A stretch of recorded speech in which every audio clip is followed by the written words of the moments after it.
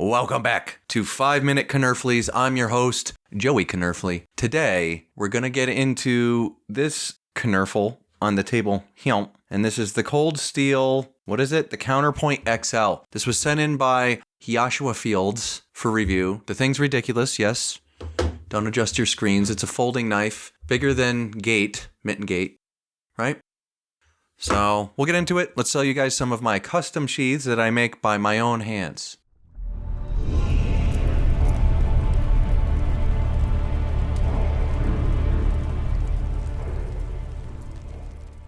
And we're back. Okay, so hopefully you guys bought many custom sheaths from me.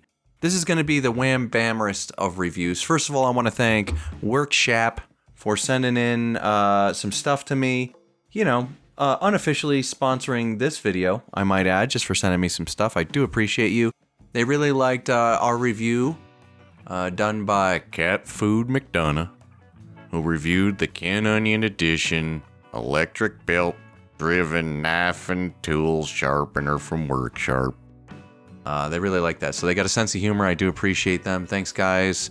Okay, so this Counterpoint XL, what's the deal with it? Well, this is AUS 10A steel, which I don't know much about. I know about AUS 8. Thumb stud opening. Look at this knife. Look at this Knerfle. Look at this tater digging sombrish. What are you going to do with that? What are you going to do with that? You can carry this around? Okay. Okay. I got enough in my pantaloons without having to carry this around, right? Hey-o. So, anyway, it's a little... got some fingerprints and whatnot on it from me. It's a hollow grind. Satin finish. Plain edge. Clip point.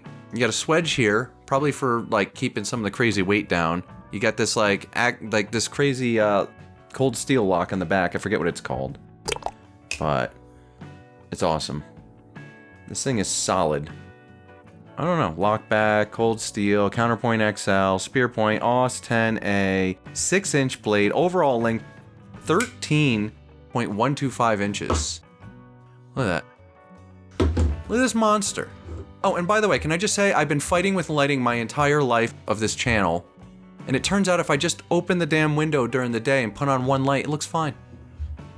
Lighting, am I right? So, anyway, this is cool. It's a wham-bammerist. What's it for? Well, it's tater digger, for sure. Now, with that application in mind, you're going to have some time to get this out. There's no wave. You know, as you pull this out of a pocket, a lot of my tater digging implements have to be out instantly, so I like a wave, you know? Especially on the days that I have not carried a mechanism. You know, lately, I've been going a few days without carrying a mechanism, depending on what Knerfly I got on me. Sometimes it's nice, sometimes I do not have a mechanism, and I know it sounds crazy, but I don't know. I just haven't felt like I've needed it in certain cases. I've carried a mechanism every day of my life since I was 21 years old. I'm now 42, and I don't know, some days I've been leaving it home. Go figure, right? So when it comes to my self-defense tater digging Knerflies, I need a wave. It's faster than a button, it's faster than a stud, it's faster than a flipper. Period. So, is this good for self-defense? Well, by the time you get this damn thing out of your pocket and open it up, I don't know. That takes a minute, takes a little thumb strength, right? Laws in your area, I almost guarantee you this is not legal to carry in most states, right? Hey, focus, you sombrish. Don't get fresh with me, you know? Pocket clip there. It's got these holes here, skeletonized. Presumably to keep the weight down, not uncomfortable. Got a nice grip on this, feels like FRN. You can switch the pocket clip to this side, but not go the other way here. So tip up's all you got on this deal, can't go tip down. Kind of crazy. I mean, you can stuff this in your Jinko jeans or whatever you're rocking. I mean, it will conceal. You can work it. Now, for me, what this would be, and I believe that might be ideal for it. This is strong enough where this could replace potentially a fixed blade. The only thing is with a hollow grind, which by the way, it feels like a very slight hollow grind. I mean, this is almost, yeah, it's a hollow grind, but just barely so. Not a very severe hollow grind. Nice tip on her. I don't know much about AUS 10 steel. Educate me in the comments.